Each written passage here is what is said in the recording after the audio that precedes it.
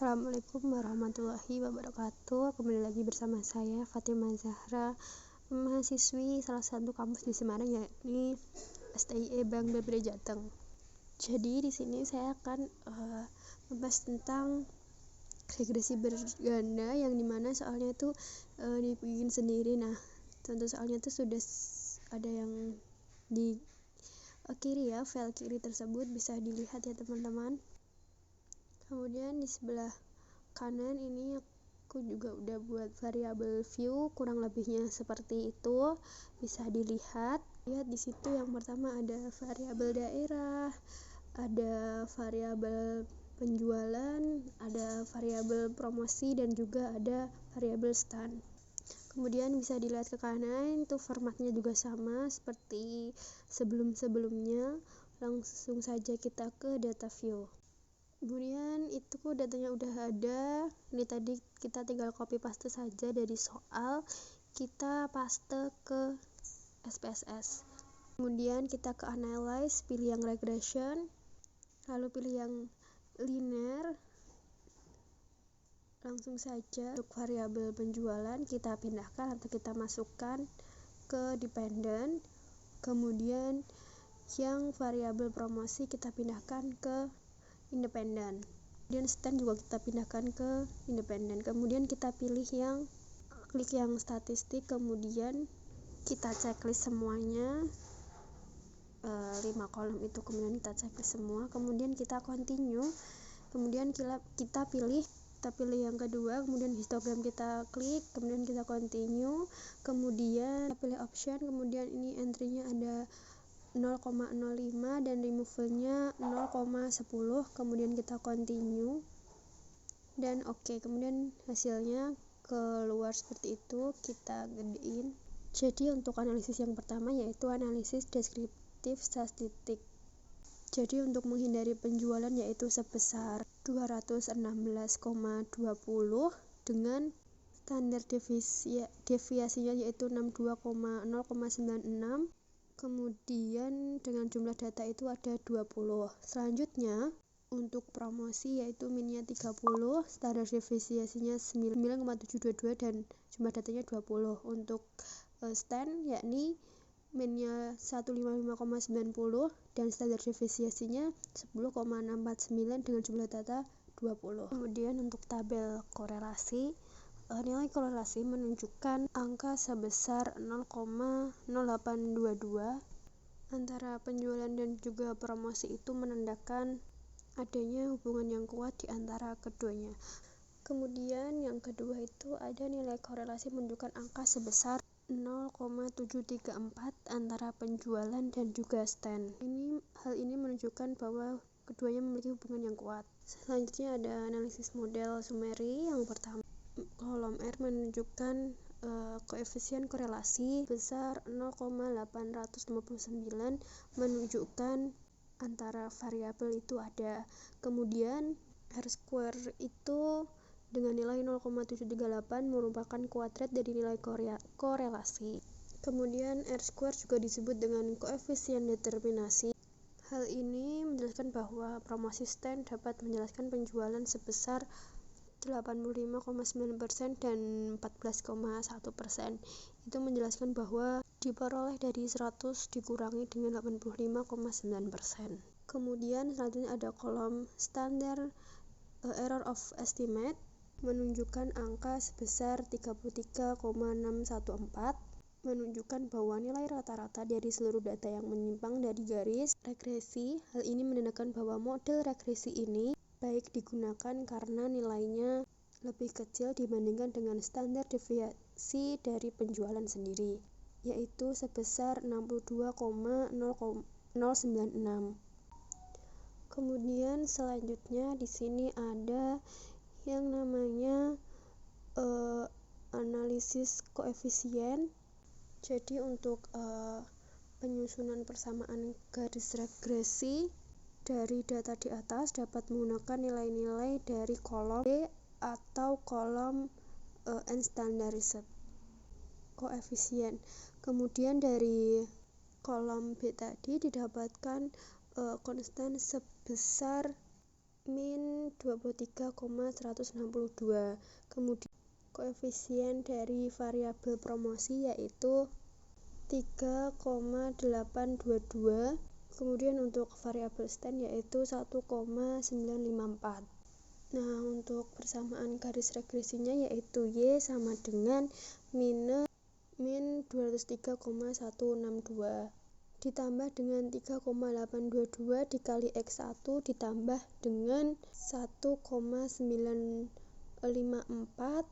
dikali dengan X2, di mana untuk Y itu merupakan variabel penjualan, sedangkan untuk X1 yaitu variabel promosi dan untuk X2 yaitu variabel stand. Selanjutnya ada histogram, kurang lebih tampilannya seperti ini ya teman-teman. Langsung saja kita lanjut ke soal yang kedua. Ini kita tutup dulu ya teman-teman. Selanjutnya di sini ada data usia income sales person dan juga pengalaman kerja. Kita diminta untuk menentukan koefisien dari persamaan regresi berganda dan tentukan apakah koefisiennya diperoleh signifikan. Ini menggunakan alfa 0,05. Langsung saja kita ke SPSS. Langsung saja yang pertama di sini kita isi dengan usia. Kemudian yang kedua ada pengalaman kerja, kita singkat menjadi PK. Yang ketiga ada income. Kemudian geser ke kanan, bitnya kita ganti tetap sama menjadi 8. Kemudian untuk desimalnya kita ganti menjadi 0 semua. Maaf, ini tipe, kita ganti 8. Selanjutnya kita geser ke kanan lagi, di lengthnya kita ganti left semua. Kemudian measure-nya kita ganti juga menjadi scale semua ya teman-teman. Langsung kita ke data view. Kemudian ke data view kita copy aja datanya, kemudian kita tinggal paste aja ke usia. Kita paste ke usia. Selanjutnya kita ke analyze, kita pilih yang regression. Kemudian kita ke linear. Selanjutnya kita isikan income ke dependent dan usia ke independen dan PK juga ke independen. Kemudian kita ke statistik. Kemudian kita checklist 5 kolom itu semuanya. Kemudian kita klik continue. Kemudian kita ke check histogram, kemudian klik continue. Kemudian kita ke klik option untuk entry-nya 0,5 dan removal-nya 10, kemudian klik continue. Setelah itu kita klik OK. Di sini mari kita analisis datanya. Yang pertama ada deskriptif statistik atau data deskriptif. Jadi untuk main income itu sebesar 77.263,64, sedangkan untuk standar deviasinya 13723,431 dengan jumlah data 11. Selanjutnya untuk min usianya sebesar 39 dengan standar deviasinya 4,879, sedangkan PK-nya sebesar 8,36 dengan standar deviasinya 2,908. Selanjutnya untuk korelasi, yaitu pertama itu nilai korelasi. Nilai korelasi menunjukkan angka sebesar min 369. Antara income dan juga usia tidak ada hubungan. Kemudian angka korelasi menunjukkan min 259 antara income dengan pengalaman kerja. Hal ini menunjukkan bahwa keduanya tidak memiliki hubungan yang kuat. Lalu ada analisis model summary. Yang pertama yaitu kolom R menunjukkan angka koefisien korelasi sebesar 0,384, menunjukkan antara variabel itu ada. Kemudian yang kedua, R square-nya menunjukkan nilai 0,148 yang merupakan nilai kuadrat dari korelasi. R² juga dapat disebut dengan koefisien determinasi. Hal ini berarti bahwa usia dan juga pengalaman kerja dapat menjelaskan income sebesar 38,4% dan juga 62,6%. Kemudian untuk kolom standar error of estimate sebesar 166,201 menunjukkan bahwa nilai rata-rata dari seluruh data yang menyimpang dari garis regresi. Hal ini menandakan bahwa model regresi ini kurang baik digunakan karena lebih besar dibandingkan dengan standar deviasi income, yaitu sebesar 13723,431. Selanjutnya kita scroll ke bawah, ada analisis koefisien. Untuk penyusunan persamaan garis regresi dari data di atas dapat menggunakan nilai-nilai dari kolom B atau kolom unstandardized coefficient.